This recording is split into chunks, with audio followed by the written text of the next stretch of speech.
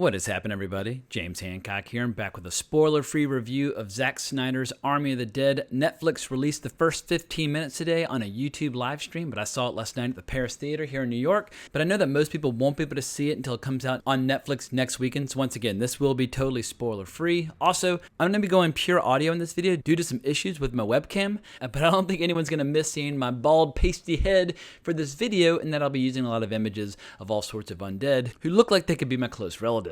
So first and foremost, I think most diehard Zack Snyder fans are going to shit their pants when they see this movie, and there's a good chance that a lot of casual fans are going to do so as well. Army of the Dead is a legit hard R action movie that 100% delivers all the violent spectacle that's been promised, and it also managed to do what I thought was impossible. It got me invested in the zombie subgenre of horror again. Don't get me wrong, I love zombie movies, classic zombies in particular, but I've been burned out in recent years due to zombies being a little overexposed in pop culture and entertainment. But this movie offers some new twists, both in the premise as well as the zombies themselves, and the overall approach kind of gives the flesh eaters their new car smell again. And the story is pretty straightforward. Las Vegas has been totally overwhelmed by these shambling hordes of undead and has now been quarantined and blocked off from the outside world. And the U.S. government's decided to drop an atomic bomb on the infestation and wipe it out for good. So in the final days before the city's destroyed forever, Dave Bautista and his elite team of ass kickers, they're hired to sneak inside Vegas and try and rob a vast fortune from a vault of a casino. So basically you have all the ingredients of a great heist or caper movie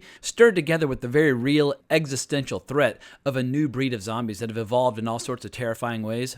As people have seen in the trailer, many of these zombies, they're fast, they're smart, they're totally jacked and shredded, which opens the door to a type of balls-to-the-wall action choreography that I've never before seen in a zombie movie. On the whole, I would say that I was enthralled having the time of my life for most of the movie. But, I've got some issues with the ending, which I'll get to in non-spoiler fashion at the end of my review.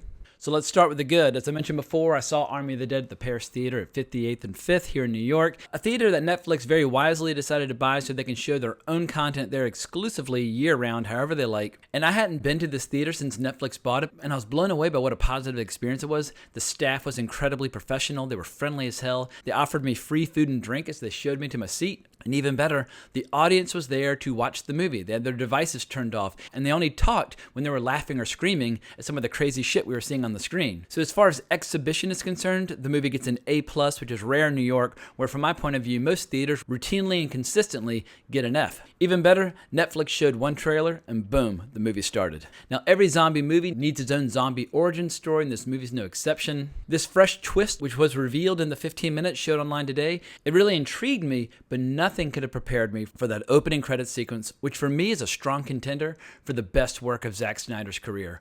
What we see is basically its own self-contained short film as Zack Snyder shows us the beginning, middle, and end of a war with the zombies in the middle of Las Vegas. And what it reminded me of was the slow motion opening credits sequence from Watchmen, but Snyder has absolutely leveled up his game since then.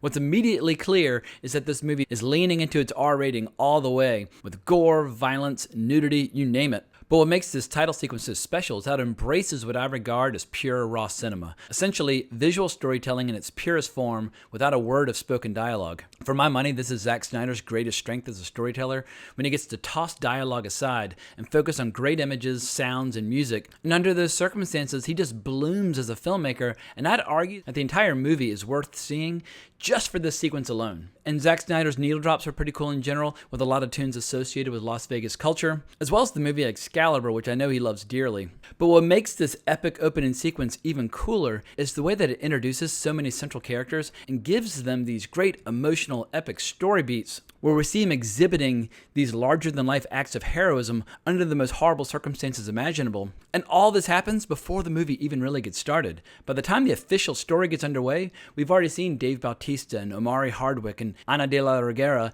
in action in the best possible way, and we're completely, totally emotionally invested in them as characters. The movie then pivots, takes a breath, and it finds a different gear as Bautista gets recruited by Hiroyuki Sanada, who's having a really big year in the movies, but Sanada gives them all the details on the heist, and then we get one of my favorite tropes in the action genre, the assembling of a team of individuals with unique skills. Sometimes folks describe this as the bunch of guys on a mission genre, and that works for me, but we're talking flicks like Guns of Navarone or The Professionals, and I never get tired of this trope as long as the characters are cool And for the most part, Bautista's team of mercenaries, they're absolutely fantastic. Everyone's going to have their own favorites, but what's fun is watching the little cliques and rivalries forming within the group, all of which pay big emotional dividends later in the story. Matthias Schweifhofer, if I'm saying that correctly, alongside Omari Hardwick, they're particularly good together. They were a great duo who deserved their own spinoff, but I rapidly became obsessed with Nora Arnazeder. She's from France. I hope I'm saying that correctly. She is so damn sexy and lethal, and she also plays an interesting role in giving the audience all the exposition dumps that they need to understand the lay of the land once the team is inside Las Vegas.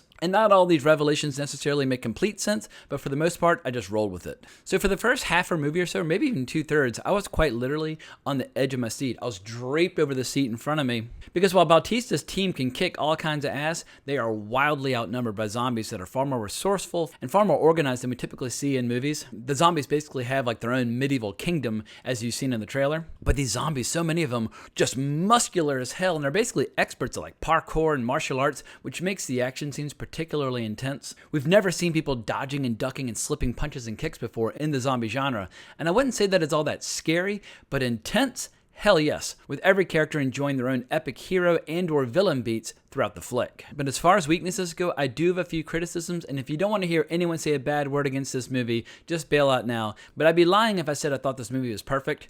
First of all, this movie borrows heavily from James Cameron's 1986 film Aliens. The nice, polite word would be it's an homage, but plenty of people are going to point out just how many scenes and characters and plot twists come directly from that movie. But I guess if you're going to steal from the best.